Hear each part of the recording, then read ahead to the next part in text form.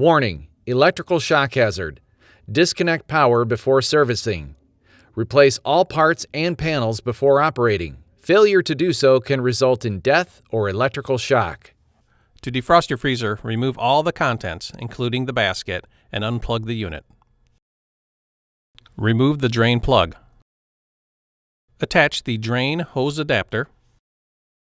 Then attach the drain hose.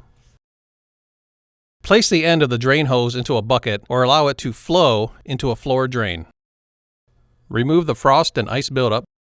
To help speed up the removal of frost, fill a pan with hot water and set inside the unit, leaving the lid open. After your unit has been defrosted and dried, remove the drain hose and replace the drain cap. Plug the unit in and turn the unit on.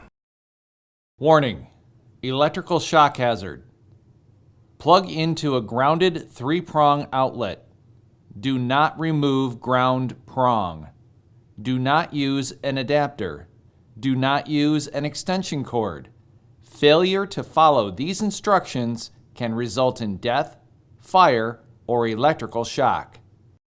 Remember to always refer to your use and care guide.